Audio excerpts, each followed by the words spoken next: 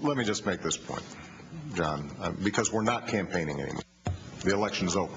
I'm reminded of that every day. Well, Senator McCain is with us right now. And let me ask you right off, Senator, do you feel the President of the United States was being disrespectful to you?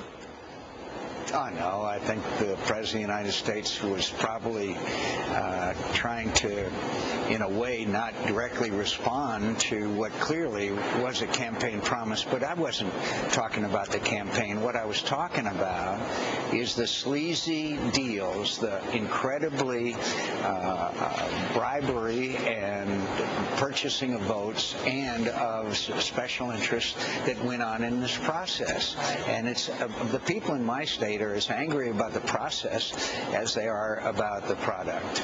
Senator, I'm with you on this because I think the American public is so frustrated with the deals, and there are so few senators and members of Congress in total who don't take them. You are one of them, and I thought that was fantastic when you brought that up yesterday. But what did you make of the end of the whole 7-hour thing when President Obama basically had a threat against Republicans and the American public about reconciliation? Well, it's interesting. What was not in the room yesterday was American public opinion, which is obviously want us to start over, want us not to pursue this massive $2.5 trillion debt on future generations of Americans. The other thing about it, I think, is that the president portrayed it as we either go along with them or they will do the 51-vote reconciliation. Our answer is that we want to work with you. We want to. There are areas we can find common ground, but let's do it step by step. Sure. The president portrays it sort of as his way or the highway, and that's not what we want to do. There are areas we can agree on. It was a valuable informational experience yesterday. All of us learned something from it. But what we still want is what the American people want, and that's step by step. Let's start with medical malpractice reform.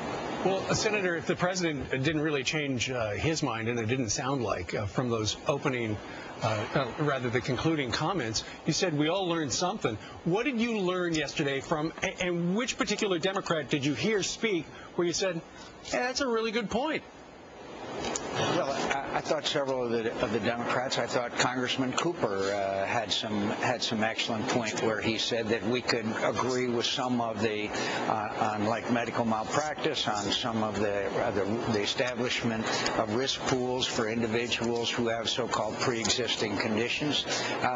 Look, you're always informed by your opponent's point of view, even if you don't agree with it. But at the same time, when the unsavory really deal-making that went on, whether it be with the pharmaceutical companies or whether it be carving out 800,000 people in Florida on Medicare Advantage. I have 330,000 people in Arizona who are on Medicare Advantage. Why should, because you live in Florida, you be exempt from cuts? And by the way, I'm against cuts in that program.